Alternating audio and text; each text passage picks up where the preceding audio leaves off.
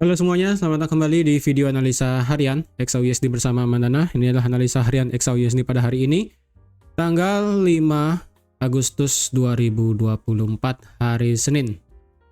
Seperti biasa, jika kalian semua suka dengan videonya, jangan lupa like dulu videonya, subscribe agar belum subscribe, hidupkan lonceng, dan di-share ke yang lain. Oke. Ini sekarang bagaimana ini ya?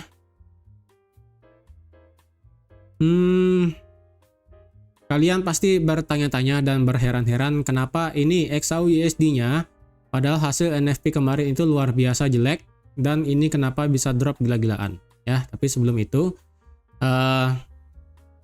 berdasarkan apa yang saya lihat di analisa YouTube-nya ya. Jadi di sini ternyata ada di antara kalian yang terbagi menjadi dua kubu ya.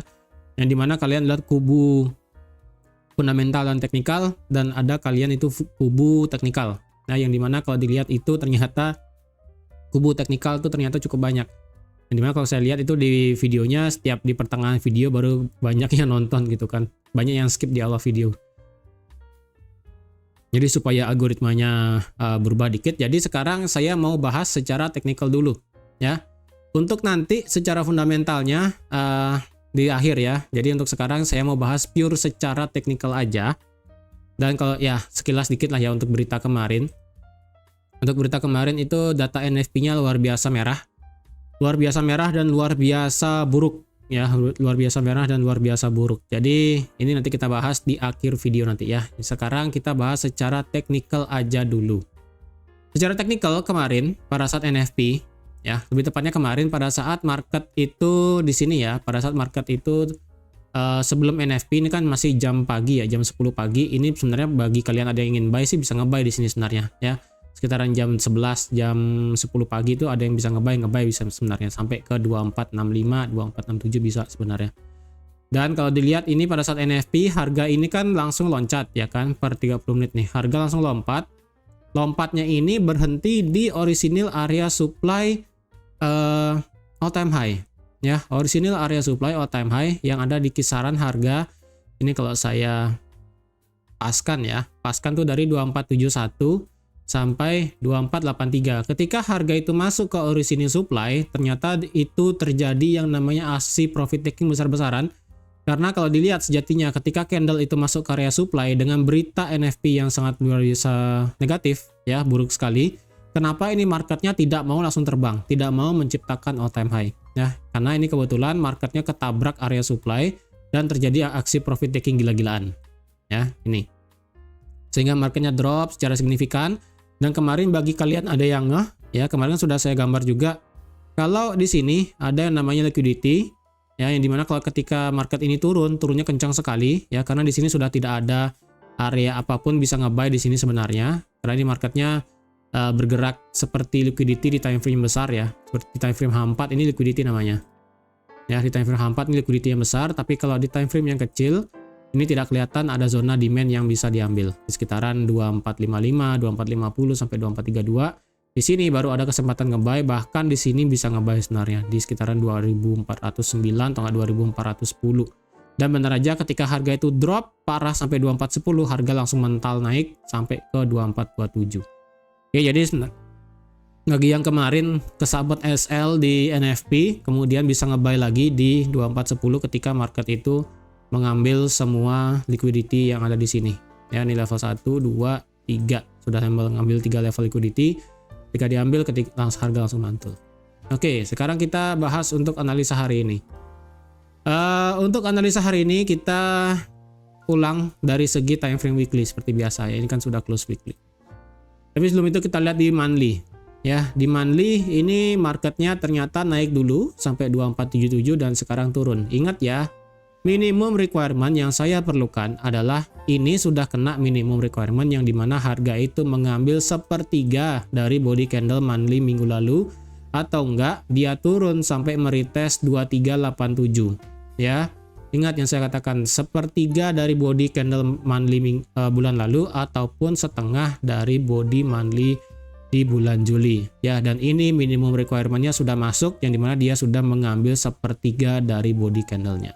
Apakah ini market akan lanjut bergerak naik? Ya, ini kita masih punya waktu 25 hari Ya, kita masih punya data CPI dan data-data lainnya. Yang penting ini data requirement-nya sudah pas, ya, sudah kena, yang dimana ini sudah 2432 sudah dilewatin, kemudian dia juga sudah mengambil sepertiga body candle, dan kalaupun ini harganya turun lagi sampai ke 2387 ya sudah nggak masalah. Yang berarti harga sudah mengambil semua requirement yang diperlukan untuk bisa mencetak all time high. Ya. Oke, itu dari segi monthly. Sekarang kita lihat dari segi weekly.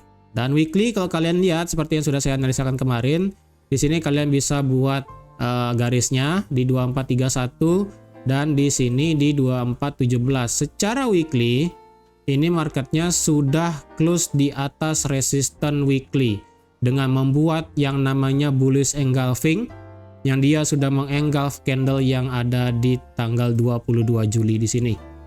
Ya, harga sudah mengengulf body dan juga mengengulf ekor atas dari candle di tanggal 22 Juli. Berarti secara weekly kita positif bullish karena harga sudah break dari resistance weekly, yang dimana ini harga selalu di respect ya. Semenjak dibuat di sini harga di respect, di sini di respect, dan di respect. Sebanyak 1 2 3 4 5. Sebanyak 5 candle tidak pernah close di atas 2431. Ya, itu adalah all time high di 8 April. Dan yang dipakai adalah tanggal 15 April ya. 8 dan 15 April kalau dilihat ini harganya akhirnya break di atas ini. Ya, break di atas break di atas resisten, yang dimana ini menandakan marketnya langsung bisa bergerak bullish untuk di minggu ini. Dan kalau dilihat apakah ini kita bisa menandakan sebagai area demand ya yang sebesar ini, saya rasa bisa, dan market juga sudah masuk ke dalam area demand-nya. Ya. Ini adalah besar area demand weekly, dan kalau disatukan dengan area demand monthly ya, ini juga sama, di mana ini adalah sepertiga dari body candle, kemudian yang paling tengah-tengah adalah di setengah body candle monthly adalah di 2386, ataupun paling bawah sampai ke 3/4 body candlenya. Berarti secara weekly ya, secara weekly kita sudah bisa melihat ini harga untuk di minggu ini ya, harganya itu ternyata naik sedikit kemudian turun, yang dimana turunnya ini dia mengambil, ini kalau dilihat ya, ini kan opening price pada hari ini di harga 24, nah dikit ya, di 2441 ya, di 2441 opening price pada hari ini, hari Senin. Untuk di minggu ini berarti kan harganya itu naik dulu ya, naik dulu sedikit sampai 2447 kemudian turun. Nah, turunnya ini sudah mengambil area demand weekly. Ya, ini demand weekly ataupun kalian sebutnya order block ataupun kalian sebutnya apalah ini ya. Pokoknya ini bisa dibilang ya ini adalah area demand-nya karena ini sudah break dari resistance juga. Dan kalau dilihat ini juga sudah meretest area resistance become support juga di weekly, maka otomatis secara weekly untuk saat ini kita positif untuk bullish, bahkan bisa sampai membuat all time high baru, yang dimana ini kemungkinan bisa ngebreak di 2483 sampai ngebreak di atas di harga 2477 dengan target logika sampai ke 2500 ya, sampai target logika adalah di 2500.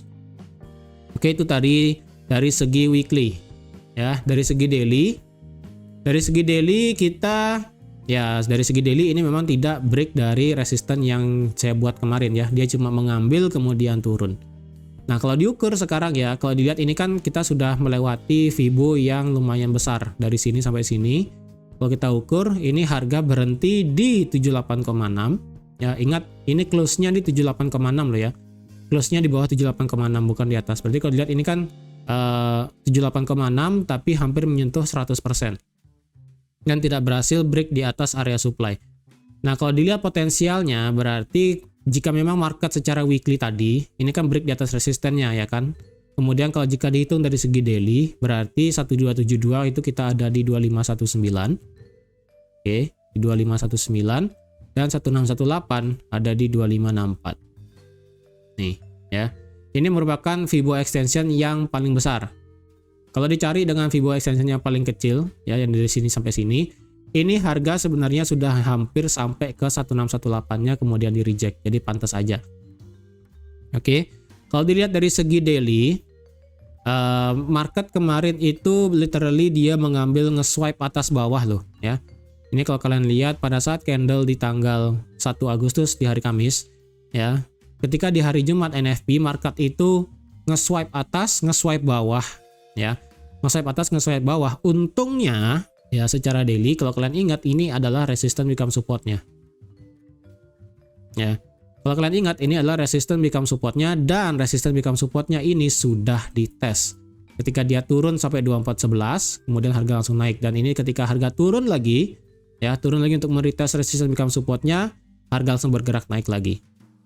Oke, secara daily sekarang kita punya range ataupun besar area range-nya adalah di sini ya, tetap ya. Ini adalah resistennya, ini adalah resistance become support, dan supportnya ataupun resistance become support selanjutnya adalah ada di sini. Oke. Jadi ini adalah range-nya kalau kalian mau tahu sebesar apa sih ini XAUUSD jaraknya, yaitu sejauh 1178 pip ya. Dan ini adalah batas atas ada di 2480, kalian boleh 2480. Kemudian di target tengahnya adalah di 2410, target paling bawah adalah di 2360 ya. Ini 2360 ya, anggaplah 2360, kemudian di sini di 2410 ya. Kemudian di sini ada di 2480. Ya, kita berarti di 2360, 2410, 2480. Ini adalah area range besar untuk di XAUUSD-nya secara daily.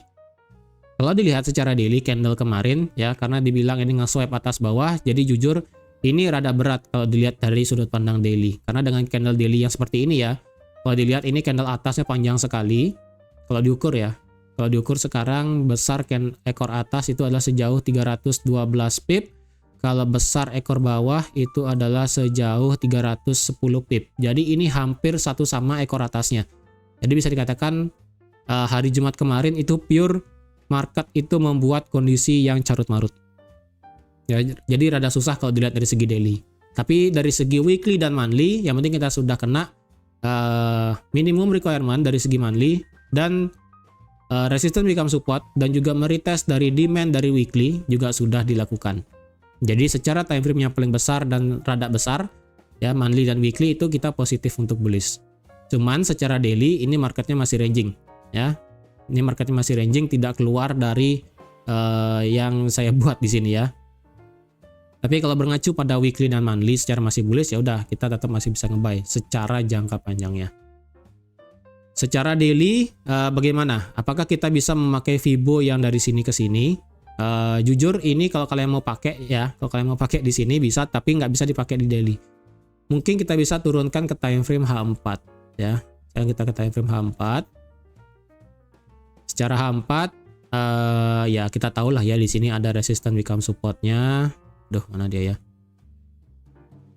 Di sini tadi ya di 2410 ya, di 24 mana sih di sini ya, di 24 ya, mirip lah ya di 2410 di sini. Kemudian di sini di 2432 ya, di 2432 seperti biasa. Kemudian di sini ada di harga secara H4 ya, secara H4 kayaknya saya pakai di 2410 ini aja deh. Ya, kemudian yang paling atas adalah di sini 2451 ya. Kemudian yang paling atas adalah time frame H4 ada di 2475. Oke, sekarang saya pakai time frame H4 untuk mencari titik close candle dan mencari batas-batasnya. Oke, berarti kita bisa pakai yang di sini 2432 nih. Ini harus digenapkan ini. 2432, kemudian di bagian bawah di sini kalau kalian mau pakai boleh ya, itu ada di harga 2421, bentar kayaknya pas nggak ya, 2421 sampai 2420. Oh, ini berarti dua ya. Sini ada area, berarti ini nggak bisa kita pakai satu aja. Ini kita pakai area berarti. Ya, ini kita pakai area. Oke. Kemudian yang di sini kita bisa pakai garis aja, nggak masalah. Kemudian kalau yang di sini berarti ini juga area ternyata. dari sini sampai sini. Kalau mau dipaskan ya, berarti dari sini sampai sini ya. Sini sampai sini. Kemudian H4. Ya, ini H4 areanya tipis. Oke, H4 kita pakai area yang tipis aja segini. Kemudian H4 paling tinggi ya nggak usah lah, itu sudah all time high. Oke. Oke, secara H4. Secara H4 kita bisa menarik Fibo ya dari sini sampai sini untuk mengukur turunnya. Dan turunnya ini sudah turun sejauh 50%. Ya, ini turunnya sudah sejauh 50% dan kalau dilihat ini berarti ya marketnya ya walaupun 61,8-nya ada di resistance become support selanjutnya sih ya di sini. Di sekitaran 24 ya 2400 lah ya. 61,8 kan pas nih di 2400. Nah, kebetulan 61,8 ada di 2400. Jadi kalau misalnya ini nggak dapat kita nge-buy di sini di 61,8 ya sudah nggak masalah. Yang penting secara H4 ini Fibonya sudah retrace sampai 50% dan close di 38,2. Kalau ini memang benar sudah selesai dan mau market membuat all time high, berarti kita bisa tarik Fibonya yang terbalik dari sini sampai sini dan ini naik. Maka akan kita dapat 1272 Fibo itu ada di 2495 ya, di 2495. Dan juga di 1618 ada di 2518. Kalau kita gabungkan dengan daily tadi ya, daily tadi dari sini sampai sini, maka 1272 pas ya, 1272 pas di 2518 dan juga 1618 dari retracementnya di sini. Nah, kalau digabungkan lagi dengan dari sini ke sini, maka didapatlah di 200%-nya di sini juga sama. Ya, berarti bisa dikatakan potensial naik all time high adalah bisa sampai 2518 jika 2500-nya break. Ya, berarti sekitaran 2518, 2510 ya, 2510, 2518 sampai 2520 lah ya. Ini adalah all time high selanjutnya jika memang market itu mau bergerak naik signifikan pada minggu ini. Oke. Tuh. Terus sekarang kita mau entry di mana kalau gitu ya? Of course secara H4 kita perlu penutupan di atas 2432. Mau tidak mau kita harus berada di atas ini. Ini kan support ya. Ini resistance menjadi support, support di break menjadi resistance, resistance di break menjadi support, supportnya di sini juga bertahan.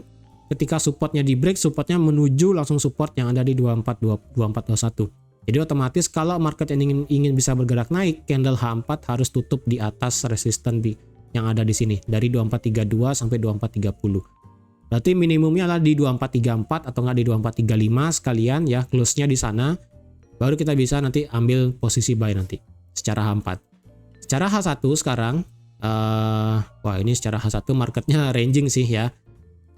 Rada berat ini kalau marketnya ranging di sini. Kenapa? Karena dilihat ini kan marketnya ranging yang tadi di sini ya, marketnya awalnya ranging di sini dan sekarang marketnya kemungkinan akan kejebak di sini, jadi kalau kalian ada positif mau ambil buy, hati-hati karena dari 2432 sampai 2451 itu pernah menjadi area ranging di marketnya di sini ya. Jadi kalau kalian kesabet sebaiknya jadi gini ya, ketika konfirmasi H4 close di atas 2432 dan kalian lihat di candle H1-nya itu kira-kira sudah memberikan kita kayak begini ya pergerakannya. Turun, naik, berarti kan close-nya misalnya di 2440 lah ya, 2440 close-nya H4 di sini. Udah biarkan harga itu turun lagi, mencetak yang namanya swing. Kalau nanti bisa nge-buy dengan misalnya swing terakhir di sini di 2427, ya udah kita bisa nge-buy di sini. Mengingat ini adalah resistance become support H4 di 2432. Berarti nanti kita bisa nge-buy di sini dengan stop loss di bawah swing terakhir dengan take profit tertinggi sampai 2450. Ya, kalau market memberikan kita bisa sampai sana.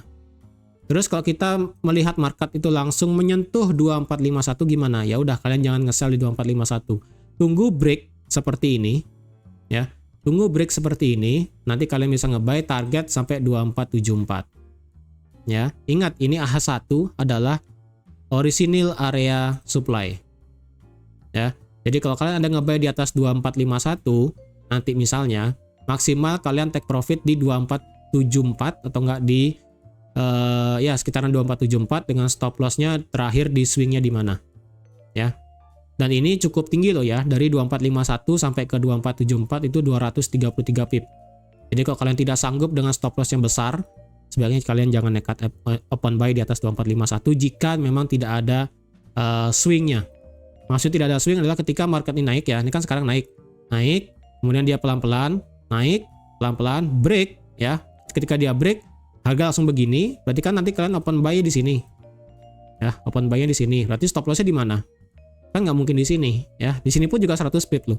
Kalau di sini ya 200 pip. Nah, ini bahaya ya. Jadi kalau dilihat dari jarak 2451 sampai 2475 itu 200 pip loh. Tapi kalau kalian mau buy instant buy nanti bisa di atas 2451 kayak gini contohnya. Kalau dilihat di M30 sekarang memang ini potensialnya market membuat bullish engulfing ya. Ini besar banget bullish engulfingnya. Apakah nih market bisa lanjut naik? Ya ini kalau dilihat nih candlenya nggak ada ekor sih. Tadi barusan ya ketika market Asia Open nih marketnya nggak ada ekor sama sekali. Kemudian kalau lihat dari segi time frame kecil M5 dan M15 kita belum ada konfirmasi buy sama sekali.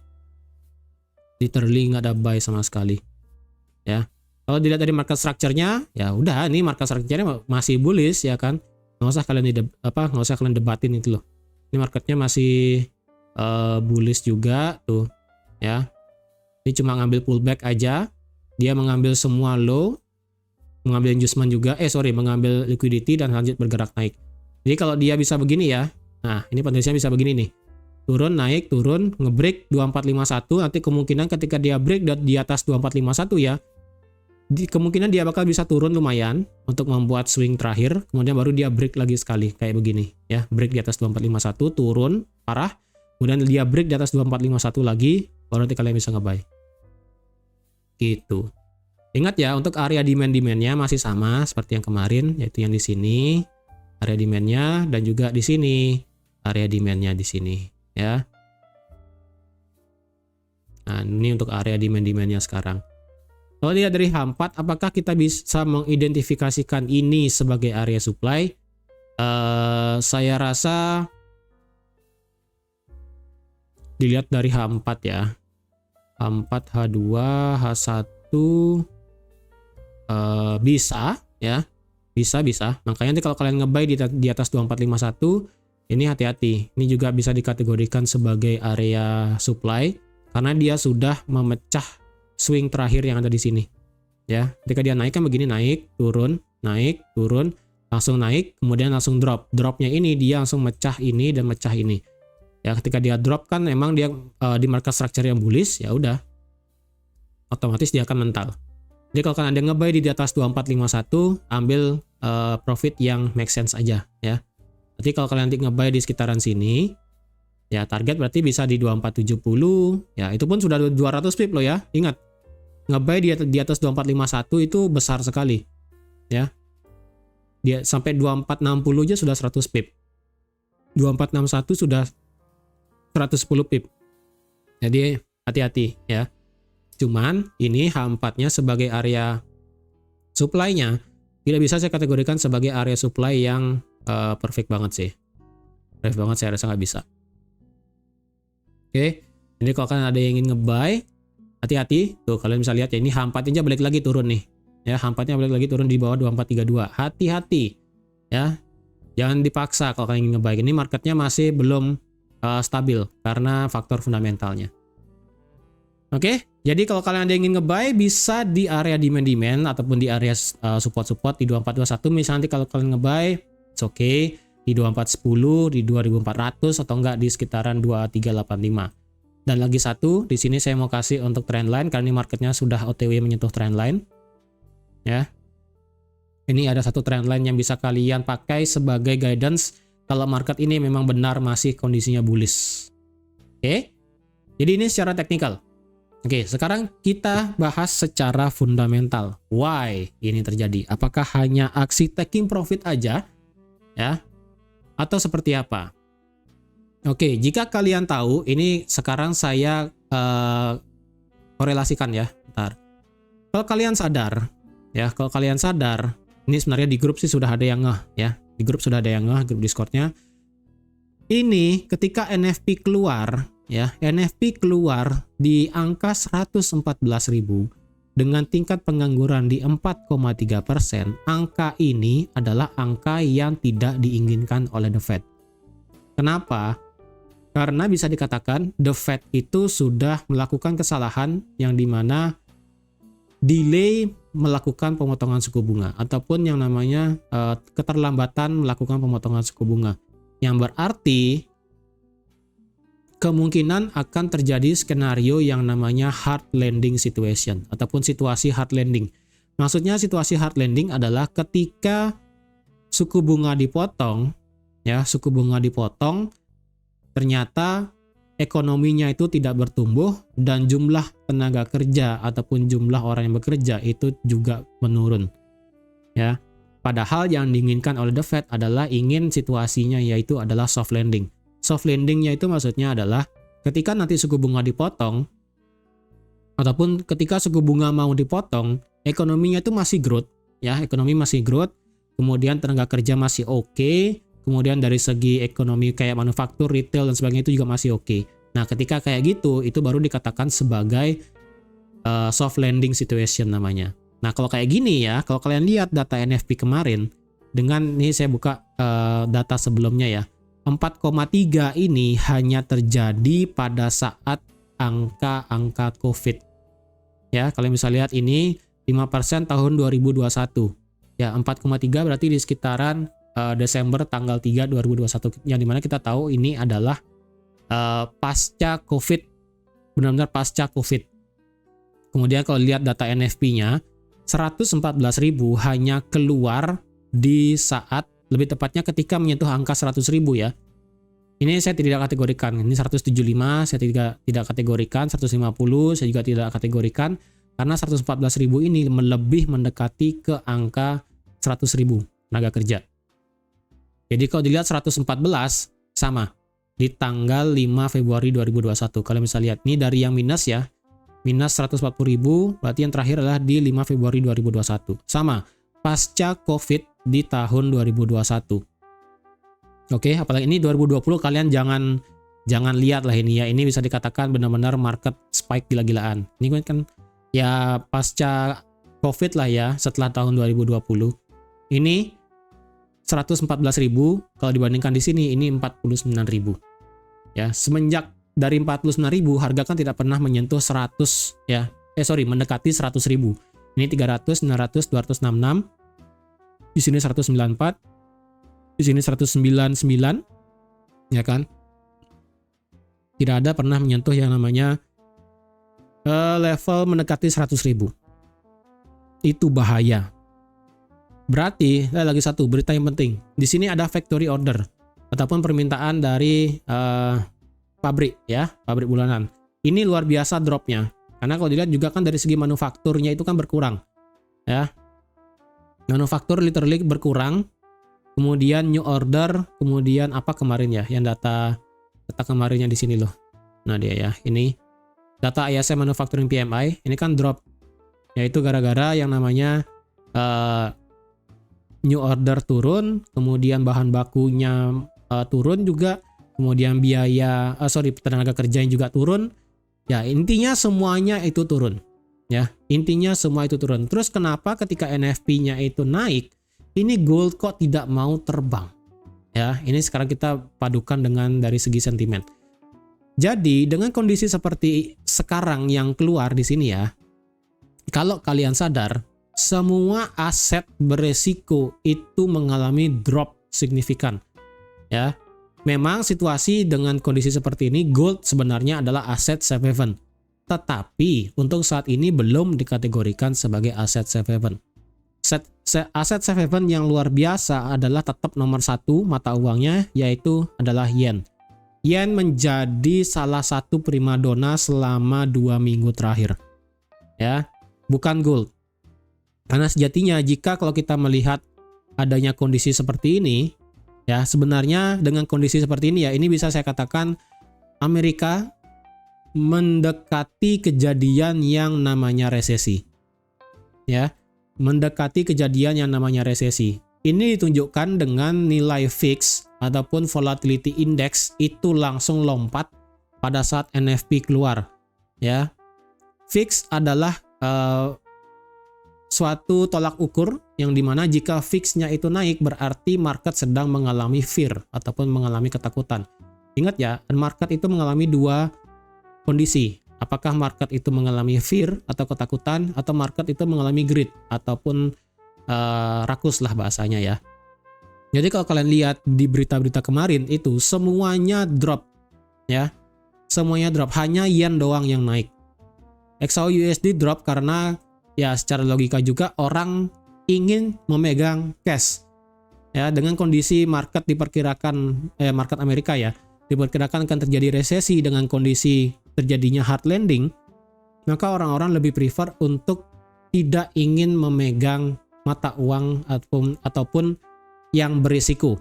Ya, contoh berisiko adalah saham tentu aja. Jadi kalau kalian lihat Nasdaq di sini dropnya gila, kemudian kayak S&P 500, kemudian Dow Jones, apalagi kalau kalian lihat semua yang terjadi di sektor-sektor yang lain. Ya, pada saat berita itu keluar benar-benar drop. Bahkan indeks dolarnya pun drop, 10-year yield-nya juga ikut drop, yang 2 tahun yield juga ikut drop, bahkan XAU-USD juga ikut drop. Jadi orang-orang itu ya yang ceritanya punya tabungan di dolar, di emas, di yield, di obligasi, kemudian di saham, itu mereka melakukan aksi taking profit besar-besaran karena ditakutkan dengan kondisi NFP yang kecil sekali, ya, dengan tingkat pengangguran yang parah naiknya, yang seperti kejadian pasca COVID 2021 tadi, takutnya ini akan terjadi resesi di Amerika. Makanya market itu mengalami ketakutan karena siapa yang expect angka NFP 114.000 dan juga unemployment rate di angka 4,3. Siapa yang expect seperti ini? Ya, tidak ada yang expect itu sebenarnya. Oleh karena itu marketnya itu benar-benar kacau, ya. Market itu benar-benar kacau luar biasa. XAU-USD langsung drop, ya. Market langsung melakukan jual. Jadi kayak ibaratnya itu big money itu dari yang sudah nge-buy, ya. Mereka aksi taking profit besar-besaran, mereka lebih baik mengamankan cash. Ya, ini saya cerita sedikit logika. Ketika market mengalami ketakutan, orang-orang itu sebaiknya memegang cash, tidak memegang aset safe haven. Ya, karena cash is the king. Ya, sekali lagi di situasi tidak jelas seperti ini, cash is the king ataupun ya uang itu adalah uang kertas ataupun uang kita pegang itu adalah rajanya. Jadi dengan kondisi seperti ini, aksi taking profit besar-besaran di XAU-USD bahkan di Bitcoin, ya. XAU-USD, Bitcoin, kemudian saham, kemudian indeks dolar itu sendiri dan juga obligasi semuanya dilepas dan orang-orang lebih prefer buat dipegang dalam hal uang, ya, uang lebih dipegang. Terus kapan XAU-USD akan dipandang sebagai aset safe haven dengan kondisi yang dimana kita tahu kalau terjadi kemungkinan terjadi resesi, kan XAU-USD juga dipandang sebagai aset safe haven. Ya, betul. Ya, XAU-USD memang dipandang sebagai aset safe haven, tapi ingat, XAU-USD itu bisa dipandang dua. Dipandang aset safe haven bisa, dipandang aset yang beresiko bisa, karena XAU-USD itu sifatnya liquid, ya.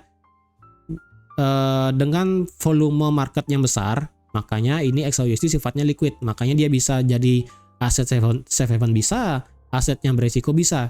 Jadi kalau misalnya investor itu melakukan aksi taking profit besar-besaran guna untuk mendapatkan cash, ya mereka yang pegang XAU-USD bakal dilepas, hasilnya bakal drop besar gitu kan. Karena itu dipandang sebagai aset yang beresiko. Kapan nanti akan dipandang sebagai aset safe haven? Belum untuk saat ini ya. Mungkin nanti ketika market itu sudah mulai calm down lagi, ya, kita tahu bahwa bulan depan akan ada pemotongan suku bunga, dan sedikit info aja, di bulan depan diperkirakan pemotongan suku bunganya sebanyak 50 basis poin, bukan sebanyak 25 basis poin. Ya, sekedar info aja, untuk di tahun ini memang terjadi 2 kali, tapi nominalnya bakal besar, antara 100 basis poin atau 75 basis poin. Nah, ketika itu terjadi, otomatis orang-orang akan pegang gold lagi. ya, daripada mereka pegang indeks dolar ya kan, otomatis mereka akan pegang gold, yang dimana itu akan bisa menjadi daya tarik di gold lagi. Untuk saat ini belum dipandang gold sebagai aset safe haven ya, belum untuk saat ini. Apakah besok atau gimana tergantung marketnya. Untuk saat ini kita benar-benar belum bisa memandang gold sebagai aset safe haven, terutama nanti malam kita ada news dari segi ISM Services PMI. Kalau sampai misalnya ISM Services PMI lagi ini turun ya, kemarin ISM Manufacturing PMI turun di angka 46. Kalau hari ini ISM Services PMI-nya juga turun seperti di tanggal 3 Mei 2024 yaitu di bawah 50, maka itu akan benar-benar mengalami kontraksi dari segi sektor jasa dan kemungkinan terjadinya data GDP yang minus itu bisa terjadi di Amerika, yang dimana berarti kecenderungannya market akan mengalami resesi. Ya udah, kemungkinan gold akan bisa dijual lagi ya, yang dimana orang-orang akan memegang cash ya. Ingat, ketika terjadi situasi di Amerika katanya akan terjadi resesi, cash is the king. Oke, jadi itu dari segi fundamentalnya supaya kalian tahu ini kenapa kok NFP-nya ini tidak membawa all time high di XAUUSD. Tapi tetap ya, kecenderungan ini tetap bisa all time high dengan tadi secara teknikalnya ya di 2495, 2510 tadi. Oke, jadi saya rasa sekian dulu untuk analisa XAUUSD pada hari ini. Jadi kalau sekiranya kalian ada pertanyaan, silahkan bisa di kolom komentar di bawah. Atau nanti pada saat di siang hari, pada saat saya sempat live, nanti kalian bisa tanyakan ya. Mau apapun itu ya, karena kalau dilihat ini memang terjadi suatu pergerakan market yang bisa dikatakan sedikit anomali lagi, karena semuanya turun ya, semuanya turun. Jadi sekian dulu untuk analisa XAUUSD pada hari ini, sekaligus detail ya kenapa ini XAUUSD-nya. Jadi saya harap semoga kalian paham. Tapi kalau kalian kurang paham nanti mungkin bisa ditanya. Jadi sekian dulu, terima kasih sudah menonton video sampai habis. Terima kasih juga sudah like, share, dan subscribe seperti biasa. Dan sampai jumpa lagi di analisa harian XAUUSD selanjutnya. Bye-bye.